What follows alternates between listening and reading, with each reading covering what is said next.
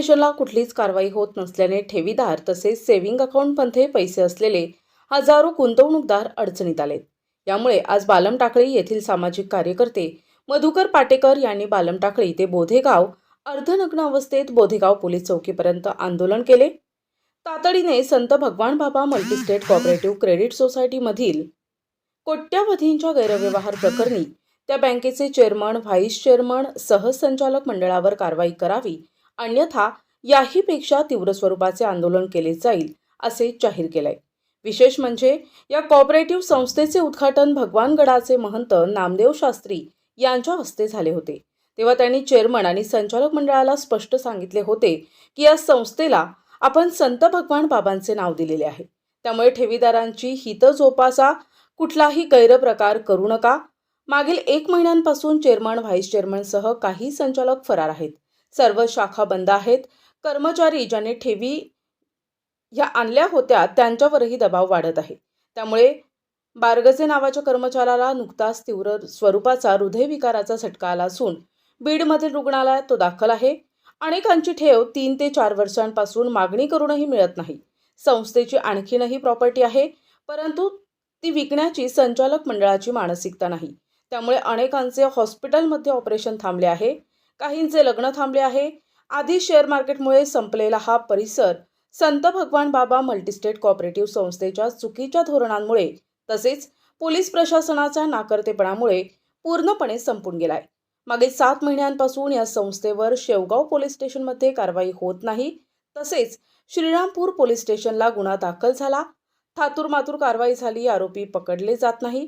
त्यामुळे या भामट्या फरार संचालकांचा खरा राजकीय आका कोण, यांना कोण पाठबळ देत आहे, असा प्रश्न फसवणूक झालेल्या शेकडो गुंतवणूकदार आणि नागरिकांसमोर उपस्थित झालाय।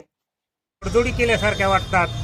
त्याचप्रमाणे दुसरा एक महत्त्वाचा विषय आहे की आपल्या परिसरामध्ये भगवान बाबा नावाची एक मल्टीस्टेट आहे। शेकडो लोकांचे हजारो कोटी रुपये त्याच्यामध्ये अडकलेले आहेत। अक्षरशः माझ्यासह हे ठेवीदार स्वतः आम्ही अनेक वेळा नगर पोलीस अधीक्षकांना भेटलो, त्याचप्रमाणे शेवगाव पोलीस स्टेशनचे PI मुटकुळेंना भेटलो, परंतु त्यांच्याकडून कुठलीही ठोस कारवाई झालेली नाही आणि अद्यापपर्यंत हे आरोपी मोकाट फिरतायत। यांना कुठंतरी वचक बसावा आणि पोलिसांची आरोपीशी असणारे लागेबंदी कुठेतरी जनतेसमोर यावेत, या उद्देशाने आज हे मी अर्धनग्न आंदोलनात नेमकं प्रजासत्ताक दिनाच्या दिवशीच केलं। माझी एकच अपेक्षा आहे की यापुढे अशा प्रकारची गुन्हेगारी थांबवली पाहिजे। 6 महिन्यापासून आपले जे अधीक्षक साहेब आहेत गाडगे त्यांची भेट घेतली। ते पण आम्हाला म्हटले होते की 8 दिवसात गुन्हेगाराला पकडून आणू।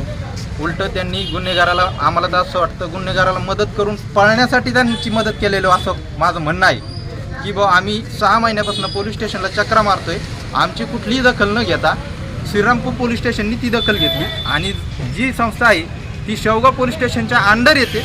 तिचं मूळ ठिकाण बालमटाकळी आहे, तिचं पूर्ण कार्यक्षेत्र बालमटाकळी बोधेगाव या ठिकाणपासून सुरुवात झालं। जे संचालक मंडळ आहे त्यापैकी 6 संचालक हे बालमटाकळीचे रहिवासी आहे आणि आम्हाला शेवगाव पोलीस स्टेशन म्हणतं का श्रीरामपूरला गुन्हा दाखल झाला आणि तुमचा गुन्हा तिथे ॲड करू। अजूनही आजपर्यंत सुद्धा त्यामध्ये सुद्धा आमचा गुन्हा दाखल झालेला नाहीये। फक्त आर्थिक तडजोड, माझं म्हणजे अशी मला शंका आहे की आर्थिक तडजोड झाली असेल त्यामुळेच आम्हाला टाळाटाळ केलं जातं। आणि जर या स्वतंत्र भारतात गरिबाला न्याय मिळत नाही, हे माझं स्पष्ट मत आहे। गरिबाला लढावं लागतं, झटावं लागतं, तरीही त्याला न्याय मिळत नाही आणि पैशावाल्याचे कामं घरी बसून होतात। कोणत्या पतसंस्थेमध्ये आपण पैसे टाकले? श्री संत भगवान बाबा मल्टीस्टेट। हे एक दिव्यांग आहेत, यांची पण रक्कम आहे, यांना टेलरिंग काम करून आपलं उपजीविका भागवतात। मी एक दिव्यांग व्यक्ती आहे, मी करून पैसे साठवून ठेवले होते, भगवान बाबा टाकले होते आणि पैसे मागायला गेल्यानंतर ते वारंवार टाळाटाळ करून राहिले, मला पैसे दिलेच नाही त्यांनी। आणि नंतर म्हणजे तुला काय करायचं तिथं म्हणून या मार्फत शेवगाव पोलीस स्टेशनला अर्ज दिला होता। तिथं जाऊन पूर्ण कारवाई पूर्ण केली, पण मुटकुळे साहेब काय घेतच नाही, अर्ज तक्रार नोंदून घेत नाही, तर त्या वारंवार चक्र मारलं घेत। मी दिव्यांग असल्यामुळे कटवून दिलं चक्र मारून अक्षरशः चुकलं मी चक्र मारून, जे काय मला घेतच नाही। संस्थेचं चेअरमनचं काय ना, चेअरमनचं म्हणता की काही राजकीय व्यक्तींचे यांना पाठबळ असेल। राजकीय व्यक्तीचा पाठबळ आहे ते नुसतं आज करू, उद्या करू, आज करू, असं करून करून ते कुठल्याही गोष्टीला करीतच नाही, माझ्या काय मारला। जर गुन्हा लवकर दाखल झाला नाही तर यापेक्षा तीव्र आंदोलन करण्यात येईल।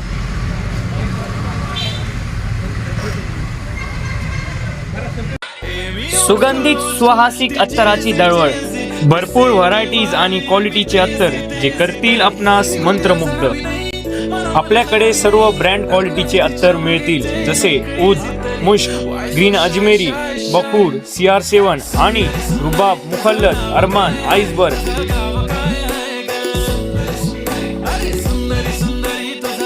एकदा अवश्य भेट द्या. अल हया अत्तर अँड परफ्यूम शॉप, मोची गल्ली, शेवगाव.